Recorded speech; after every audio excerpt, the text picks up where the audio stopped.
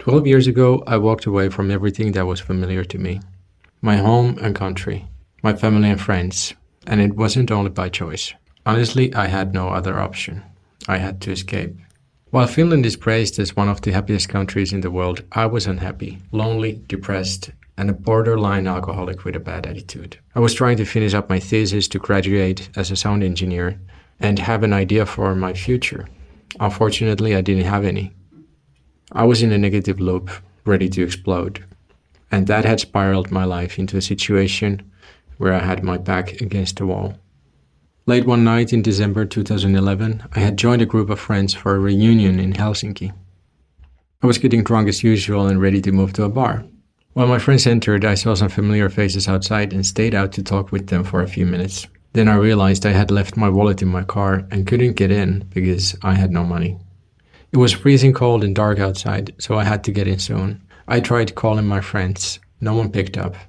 I tried a couple of times more. And then I cracked. The heavy tension and frustration I was carrying came out as deep sadness mixed with fury. F*** the party, f*** my friends, f*** Helsinki, I just want to get out of here. So I walked back to my car and started driving home. The problem was I was quite drunk, and I have to admit that wasn't my first time doing that. I managed to get out of Helsinki and I was driving down the highway in my sad state. Of course I knew that I'm taking a risk. And then out of nowhere, blue lights flashed and police car siren blared behind me. That's it. Now I'm fried. This is the bottom. They did what they do and they put me in a cell. There I was, half drunk, half hangover, laying on the cold cement floor in the darkness. I felt so stupid. I felt like a failure. How did I end up here? Worst of all, this was my second DUI. And I knew what that meant. The first one is a slap on the wrist, but the second one is either community service or serving time. There was no out of jail card this time. I was looking at my life at that point. I was back to living with my parents, no job, no income, trying to finish my thesis with zero motivation. Now losing my driving license in the middle of the winter and having to do communal service with my worsening depression seems like an equation that would lead to a dark outcome. I had already evaded once before, but the dark shadows were rising from the corners of the cell. There had to be something else I can do. There had to be a way out. I just wanted to start over. In that moment, an idea sparked in my mind. I will move abroad. I will leave this pathetic life behind and start a new life. My mind was racing. What? How? Where? This wasn't a completely new idea. A few months earlier, I was already looking into places like Glasgow to get a job and move abroad, but it didn't materialize. Now it was back in full force and I just knew I must do it.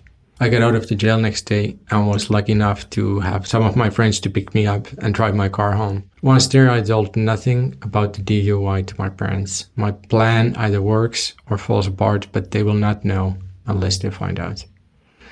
I started instantly looking for jobs online, but there was only one position open abroad. It was in Malta. The only thing I knew about Malta is that it's a small island in the middle of Mediterranean at the opposite edge of Europe. Well, if that was the only option, I would take that. I sent my CV and my application. I didn't care what job that was. In a few days, the manager of the Finnish team called me to have a phone interview.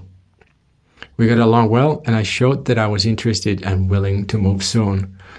But as always, she simply said that she'll get back to me later. I, on the other hand, knew that there was no later. I had to get out before I'm called to court. So with the little money I had, I booked a one-way flight to Malta. Sent them an email that I'm coming next week. I was a nervous wreck, knowing that I'm taking a risk with everything. My mind was playing out all the scenarios. What if they stopped me at the airport? Despite all my fears, I had to follow through. I told my mom, who was naturally shocked to hear that I booked a flight before knowing if I have the job or not. It was really happening and I was increasingly nervous each passing day. I sold my car to get some money and waited for the days to pass. They finally replied to me from work and welcomed me to start in a few days. That was a huge relief, but I wasn't there yet. Later on, I heard from the manager that she wouldn't have picked me if I hadn't told them that I'm coming.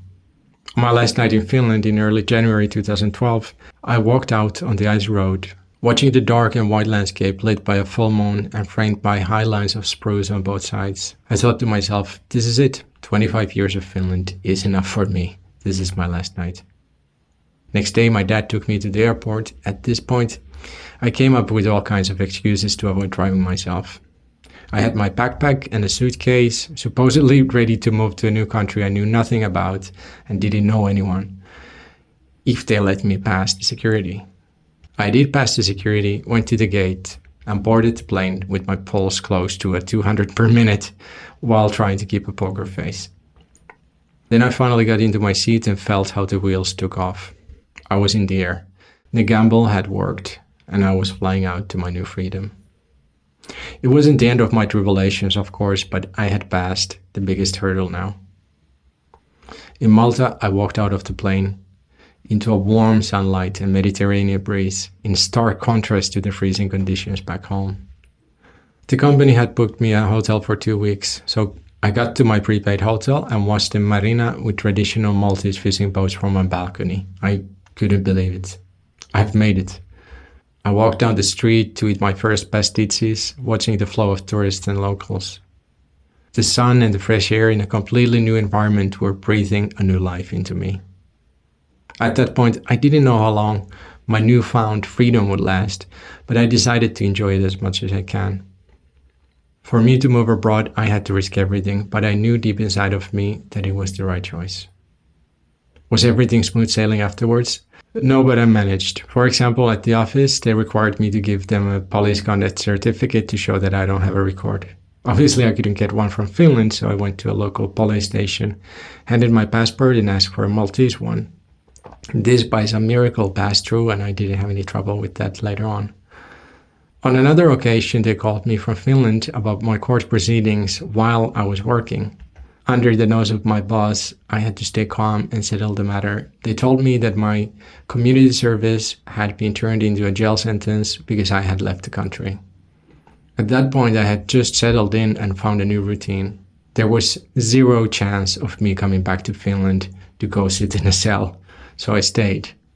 Actually, I stayed almost for 6 years. And that has much to do with the fact that it took 5 years for the offense to expire. Did I do the right thing? I understand why many would think I should have shouldered the legal consequences in Finland, but for me, I just did what I thought can keep me alive. So what many sugar-coated and romantic stories of moving abroad might not tell you is the reality. This was my honest and raw experience. I did it because I had to. And I wasn't the only one in Malta who had moved there to avoid something. It's a wild island in many ways. Looking back, I still think moving abroad was the best choice for my life. I had many difficulties and challenges, but I had also experiences I could never have if I had stayed in my small bubble. And now I want to talk to the misfits, outsiders, and people looking for an alternative. You can change your life. I changed mine in 1 month by moving to a new country. I hope your situation is not as bad as mine was, but whatever the circumstances, there's always a way. You just have to open your eyes to see it. And sometimes life has just slapped you hard for you to see. But it's there, waiting. New opportunities, adventures, and experiences. You might have done it already. I'm curious to hear about your experience, so write below. And if you're ready to start your journey, I'll be making more videos about living abroad and becoming your own boss. Subscribe if you want to hear more. And let me finish this off with a quote from Maxwell Maltz. Your self-image sets the boundaries of your life. That means if you can feel it inside you, you can do it.